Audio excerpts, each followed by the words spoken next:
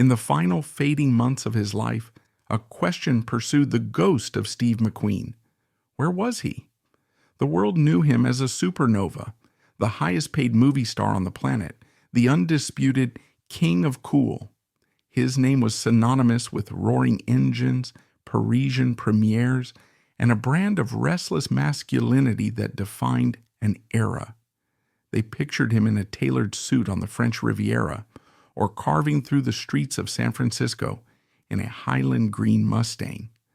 They imagined a palace, a fortress of fame.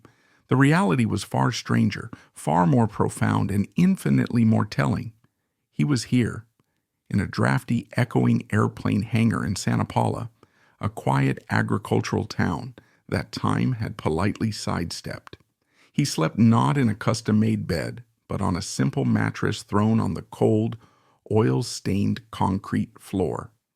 His final companions were not producers or sycophants, but his silent collection of vintage Indian motorcycles and the skeletal frame of a 1940s biplane he was now too weak to fly. The world's press, hungry for the last chapter of a legend, painted it as a desperate, hermetic retreat, a man hiding from the aggressive cancer that was consuming him cell by cell. But those few who were allowed inside those hangar doors saw something else entirely. They didn't see a man hiding from death. They saw a man who, after a lifetime of frantic motion, of building fortresses and then escaping them, had finally, in this most unlikely of structures, come home. To truly understand the profound, heartbreaking odyssey of Steve McQueen, you must walk through the homes he inhabited. They were his sanctuaries, his prisons, his stages, and his mirrors. This is not a story of celebrity real estate. It is the architectural blueprint of a lifelong search for peace, a map of a fractured soul desperately looking for a place to finally, truly belong. Steve McQueen's entire life was a declaration of war against confinement, a visceral rebellion against walls of any kind. His very foundation was a shifting sand of neglect and abandonment. Born Terrence Stephen McQueen in 1930, he was a child of the Great Depression's cruelest circumstances. His father, a charismatic stunt pilot named William, performed his greatest vanishing act before his son could even walk. His mother, Julia Ann, was a fluttering, unreliable moth drawn to the fleeting flame of a good time, ill-equipped for motherhood. She left young Steve in the care of her own parents and then with a great-uncle Claude on a sprawling farm in Slater, Missouri. For a brief, sun-drenched period, the farm was an idyll. It was here McQueen first tasted a semblance of stability. Claude was a steady, grounding presence, a man of the earth, who provided the first positive male influence in the boy's life.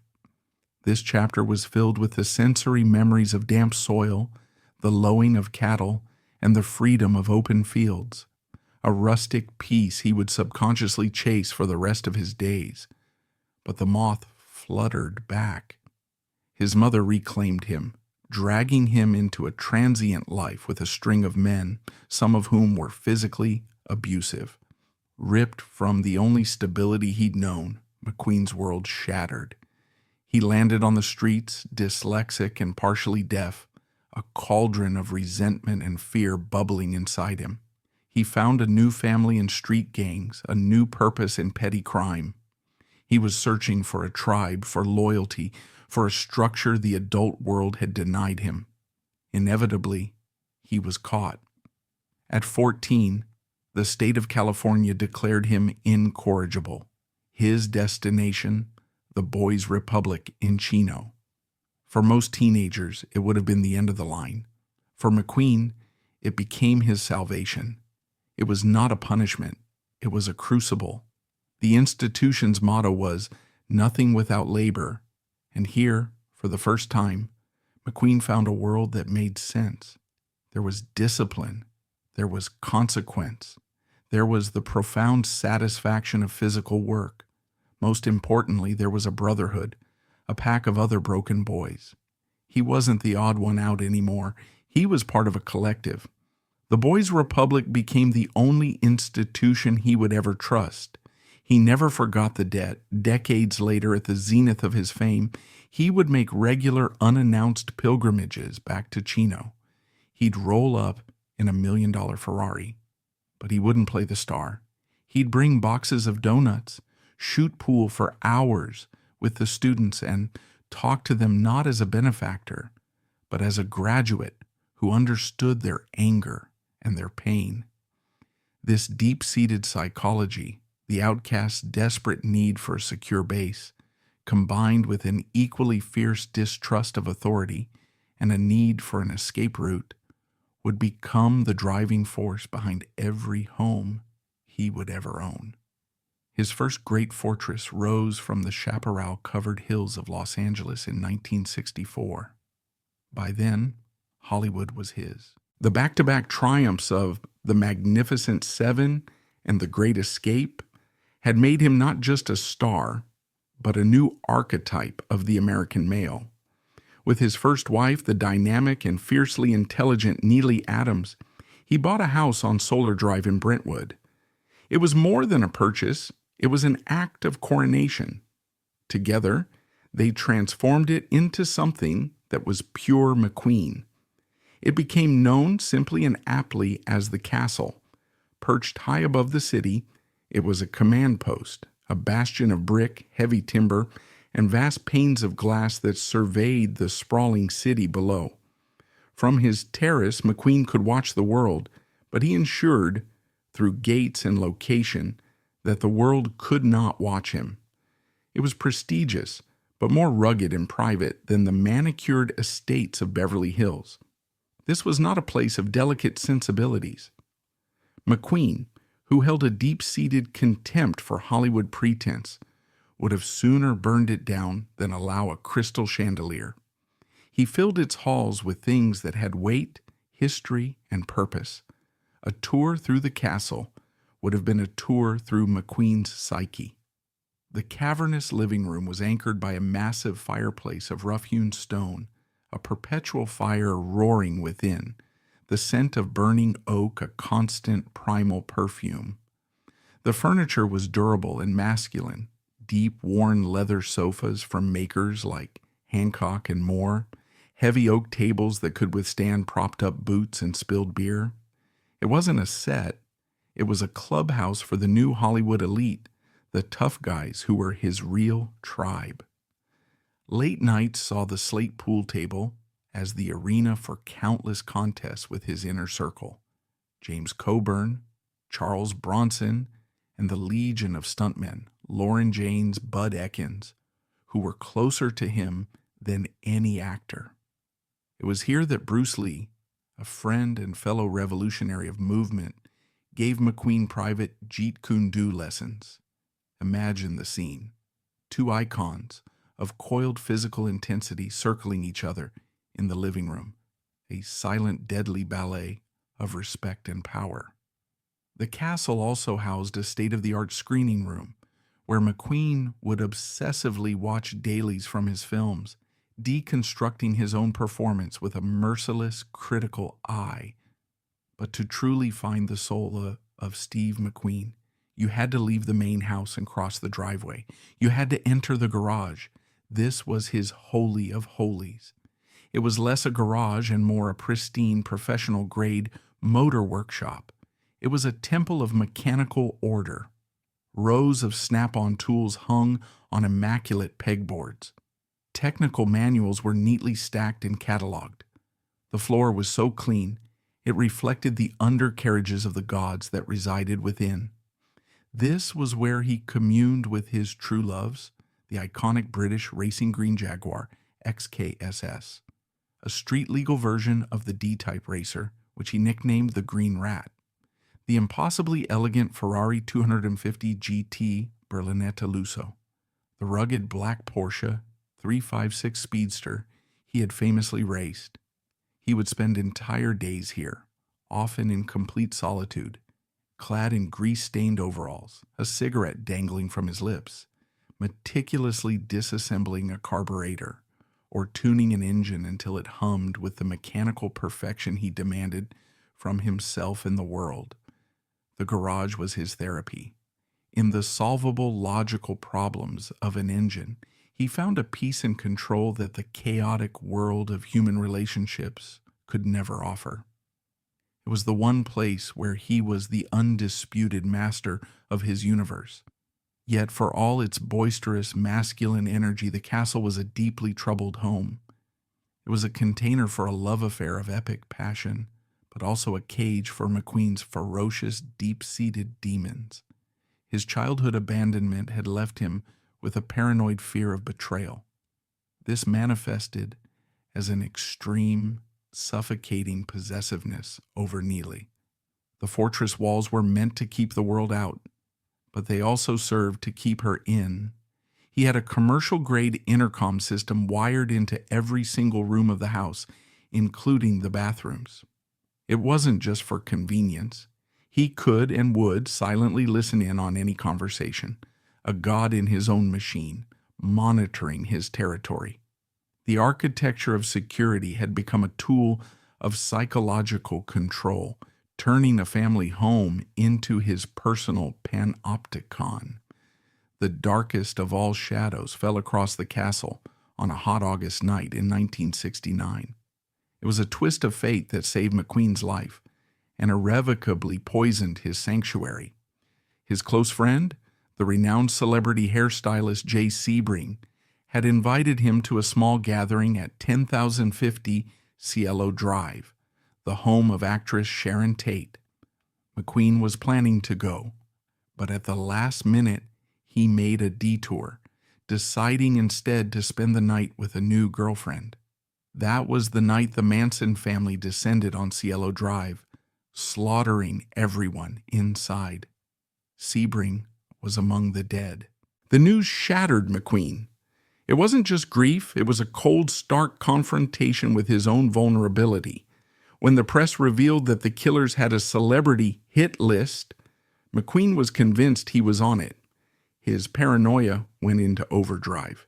He began carrying a magnum in his car at all times. He slept with a loaded shotgun by his bed. The castle, his impenetrable fortress, suddenly felt as fragile as glass. Every shadow on the long driveway, every rustle in the canyon winds was a potential threat. The horror of what happened just a few miles away proved that no wall, no gate, no matter how high or strong, could truly keep the world's madness at bay. The dream of the fortress was a lie. The castle had become a haunted house. The end of his marriage to Neely was as cinematic and dramatic as their life together. The catalyst was his next film, 1972's The Getaway, and his co-star, the cool, elegant, Vassar-educated beauty, Ali MacGraw. Their on-screen chemistry was electric because it was real. Their affair became a global scandal, and when the dust settled, McQueen had left the dark, brooding fortress of the castle behind. He needed a new landscape, a new life, a getaway in the truest sense. He found it on the edge of the continent, on the sands of Trancas Beach in Malibu. If the castle was a clenched fist, the Malibu home he and Ali built after their 1973 marriage was an open hand. It was a complete and utter rejection of his previous life and aesthetic. Designed as a series of interlocking redwood and glass cubes, the three-level house was conceived to erase the very boundary between indoors and out. Every room offered a dizzying panoramic vista of the Pacific Ocean. The heavy, earthbound energy of Brentwood was exorcised, replaced with light, air, and simplicity. This was the gospel of Ali MacGraw. A child of the East Coast intellectual elite, she brought a refined bohemian sensibility that was the antithesis of McQueen's rough-hewn world. She created a home that felt curated by the sea itself. The interiors were minimalist and serene, clean white walls, floors of worn wood and cool terracotta tile, and a deliberate scarcity of furniture. What pieces they had were simple, often low to the ground, encouraging a relaxed barefoot formality. Their art was the ever-changing canvas of the ocean. Their decorations were bowls of sea glass, sculptural driftwood, and smooth stones gathered from their morning walks. For a time, it was an absolute idol. This was McQueen's earnest attempt at a normal life. He would rise at dawn and run for miles on the wet, packed sand, a ritual of purification. He embraced a healthier lifestyle, a world away from the hard drinking nights on Solar Drive. He was a father here, a present figure, teaching his son Chad and Ali's son Josh how to surf in the bracing Pacific waves. Their social life was transformed. Gone were the boisterous gatherings of stuntmen. In their place were quiet dinners with a more artistic, intellectual crowd. Their closest friend and most frequent visitor was Paul Newman. The two-screen legends, also fierce racing rivals, would sit on the weathered deck for hours, drinking beers, two blue-eyed kings in self-imposed exile, talking not about movies, but about cars, politics, and the bewildering journey of their lives. But even paradise has its serpents. The very openness that defined the house became its fatal flaw. The ocean that symbolized freedom also brought with it a complete lack of privacy. Tourists and stargazers would wander right up to their floor-to-ceiling glass walls, peering in at the famous couple as if they were exhibits in a zoo. For McQueen, whose need for privacy was pathological, each instance was a violation. He would erupt in volcanic anger, chasing people off his property. He eventually commissioned a towering 18-foot seawall, a brutalist concrete scar on their organic paradise, a desperate attempt to reclaim his territory from the encroaching world. And the house itself, the beautiful symbol of their shared life, slowly became the battleground for a clash of identities. While McQueen had initially embraced the change, he began to feel neutered by the home's minimalist aesthetic. It was her world, not his. He began to rebel. A friend recalled him complaining, "I've got to get my shit back." He started almost compulsively to acquire things again, the totems of his own identity. Old porcelain gas station signs, vintage toys, absurdly large neon beer, signs from defunct bars, a jukebox. But these artifacts of a grittier, more chaotic Americana had no place in Ali MacGraw's serene white temple. He was forced to rent a separate industrial warehouse to store his treasures. That warehouse became a poignant, physical manifestation of the growing chasm between them. It was his soul, his history, being put into storage. The conflict was a clash of civilizations. His West Coast, gearhead authenticity versus her East Coast, intellectual refinement. He felt he was losing himself, in danger of becoming Mr. McGraw. The house, with its clean white walls and sophisticated simplicity, simply had no room for the grease-stained, restless, authentic McQueen. The architecture itself had become the antagonist in their love story. His desperate need to reclaim his stuff was a desperate need to reclaim himself. Their marriage lasted just 5 years.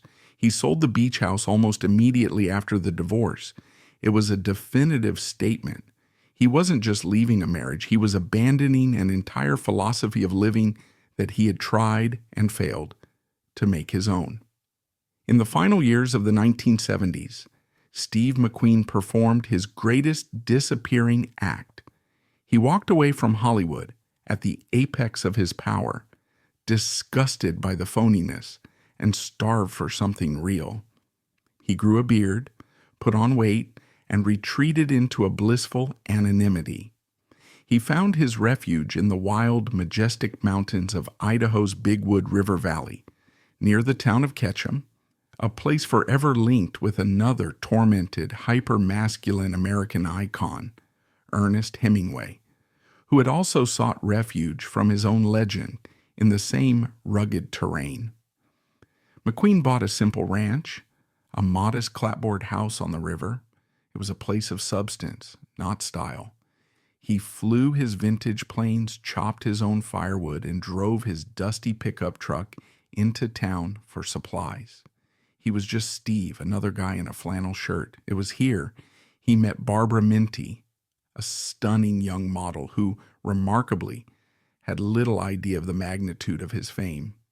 She wasn't impressed by the legend of the King of Cool.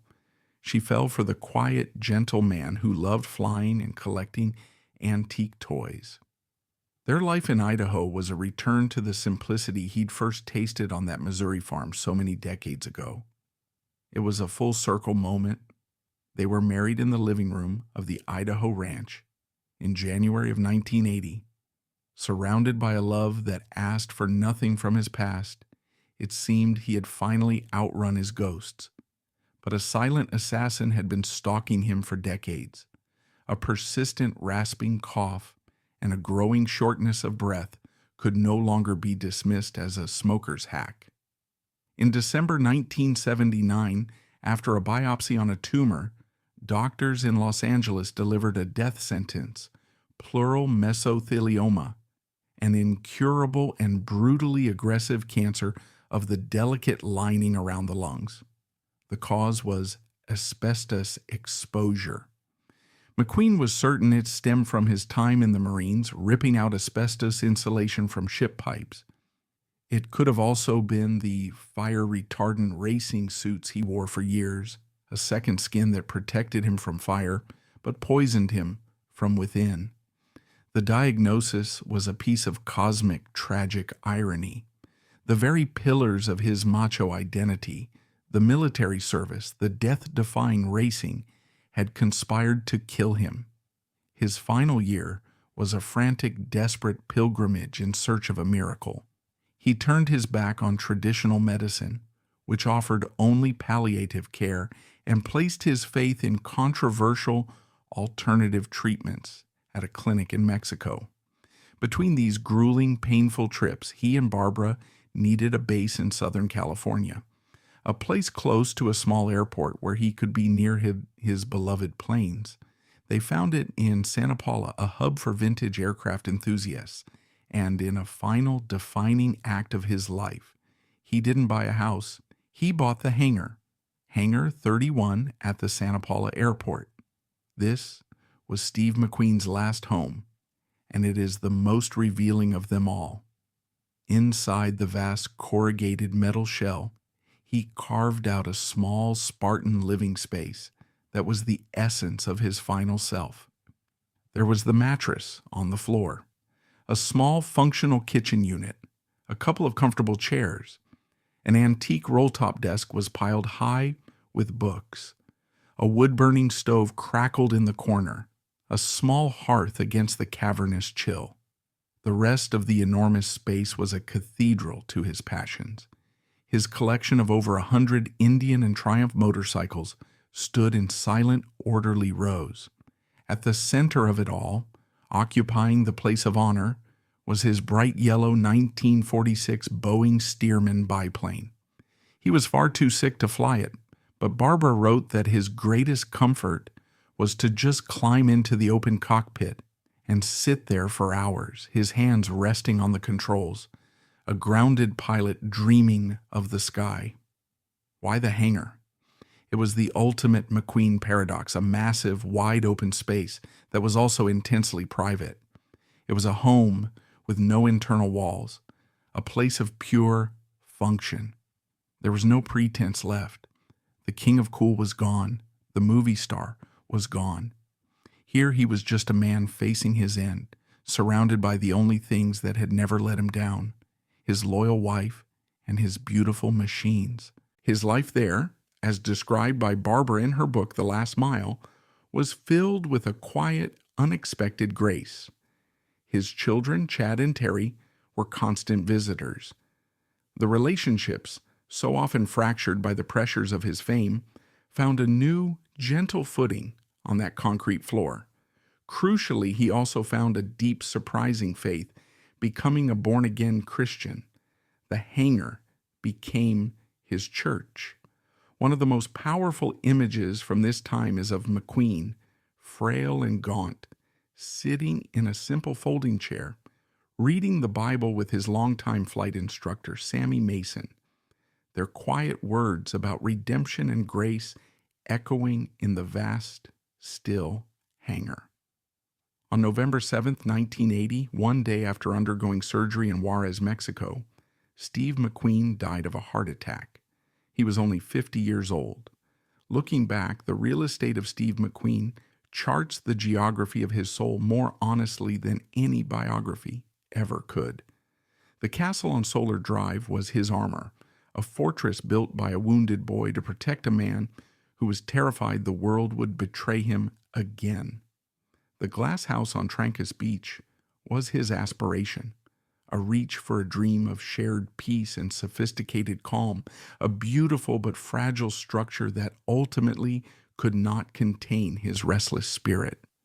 And the hangar was his authenticity. It was his final truth, the place where all the roles were stripped away, where the boy from the farm and the man from the movies could finally become one. He didn't leave behind a grand palace as his primary legacy. He left behind something far more potent, the indelible image of an American icon finding his final measure of peace, not in luxury, but in the profoundest simplicity. The homes have all been sold, renovated, and repurposed, their walls holding only the faintest echo of a spirit that could never truly be contained. But the story they tell is eternal. It is the story of a man who could escape from any prison, but who spent his entire life just trying to build a place he didn't want to run from. In the end, he found it. Not in a castle or a beach house, but in a simple metal shed, surrounded by his treasures, finally at peace, waiting for one last flight into the sun.